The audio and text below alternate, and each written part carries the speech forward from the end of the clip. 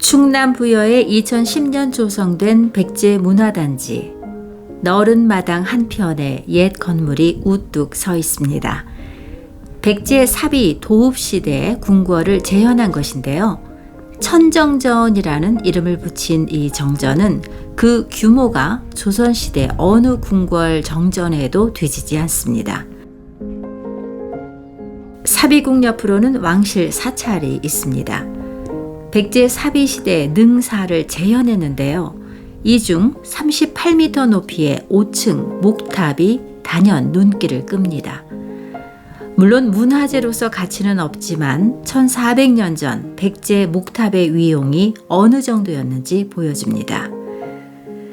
이렇게 찬란한 문화를 자랑하던 백제는 한순간에 멸망했습니다. 그 순간이 얼마나 다급했는지를 알려주는 중요한 유물이 있습니다. 국립부여박물관에는 백제 금속공예의 대표작인 금동 대향로가 전시되어 있습니다. 자연과 사람, 동물들이 정교하게 새겨진 이 향로는 백제인의 예술적 경지와 종교관, 세계관 등을 종합적으로 보여주는 거울작품입니다. 이 향로는 1993년 왕실 사찰 능사터 방문객을 위한 주차장을 건설하던 중 땅속에서 우연히 발견됐습니다. 발견된 장소는 사찰에 딸린 대장간 터가 있던 곳이었습니다. 백제의 멸망의 날 사비성이 함락되자 궁궐에서 3km 남짓 떨어진 이 사찰에서 누군가가 이 고귀한 물건을 허겁지겁 땅에 묻은 것으로 추정됐습니다. 신라군과 당나라군이 곧바로 이곳으로도 밀어닥칠 것이었기에 약탈을 막기 위해 천으로 대충 싸서 파묻었다는 얘기입니다. 백제의 멸망의 날이 그만큼 급박하게 찾아왔다는 건데 부여에서 제2의 전성기를 누리던 백제는 왜 그토록 허망하게 무너진 것일까요? 1400년 전 뜨거웠던 그 날로 여행을 떠나보겠습니다. 신라 김춘추는 필사적으로 동맹국을 찾는 데 매달렸습니다. 백제 의자왕의 강공책에 밀려 신라가 갈수록 수세에 몰리고 있었기 때문입니다. 의자왕은 즉위 이듬해 군사를 일으켜 40여 성을 함락하고 곧바로 신라의 요충지 대야성까지 손에 넣었습니다. 대야성 전투 때는 김춘추의 딸과 사위가 백제군에 죽임을 당했습니다. 의자왕이 고구려 바다 건너 외와 동맹을 굳건히 하면서 신라는 외교적으로도 고립무원의 처지로 몰렸습니다. 독자적으로 백제에 대항하는 게 불가능해진 신라. 김춘추의 선택은 어떻게든 동맹국을 확보하는 것이었습니다. 김춘추는 먼저 고구려를 찾아가 동맹을 제안했습니다. 하지만 신라가 점령한 옛 고구려 땅부터 내놓으라는 고구려 측의 요구로 협상은 결렬되고 김춘추는 억류됩니다.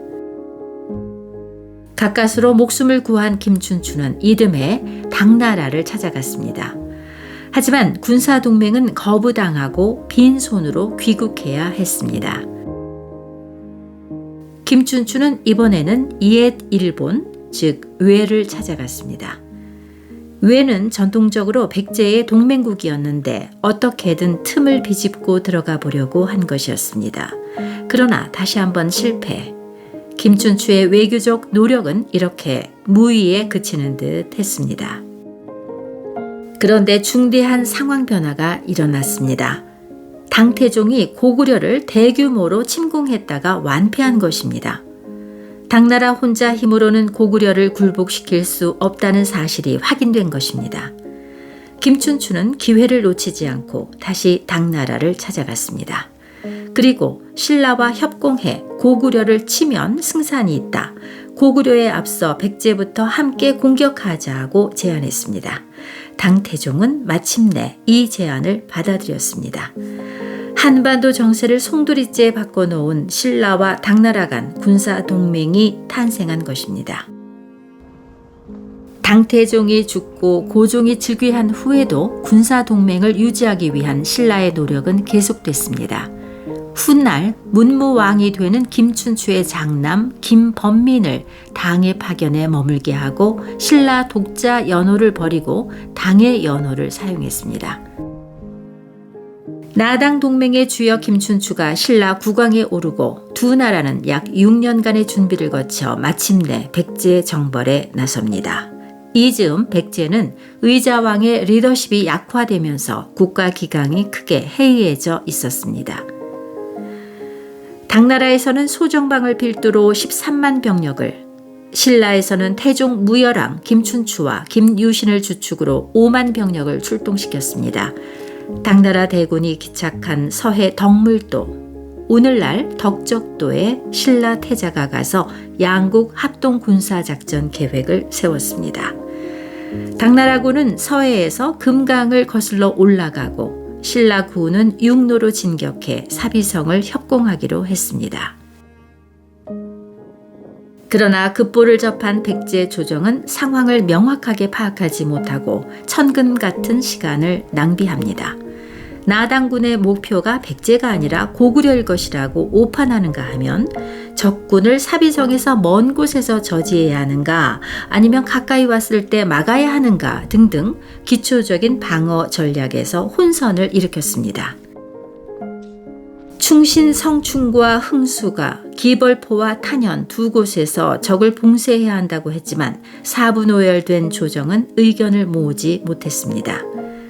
나당군의 목표가 백제 사비성이라는 게 분명해지면서 백제는 당나라군을 막기 위해 금강 하구에 군사를 배치했고 신라군이 진격하는 길목에는 계백장군을 출동시켰습니다.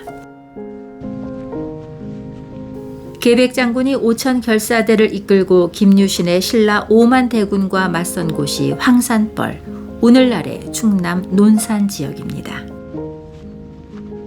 주PD는 지금 논산에 있는 계백장군 묘를 찾아가고 있습니다. 계백장군이 감회장됐다고 전해오는 곳에 현대에 들어 조성한 묘입니다. 이후 이 일대는 사당, 박물관, 동상 등이 들어선 계백장군 유적지로 자리 잡았습니다. 계백의 5천 결사대는 10배나 많은 5만 신라군의 공격을 하루 동안 4번이나 물리쳤습니다.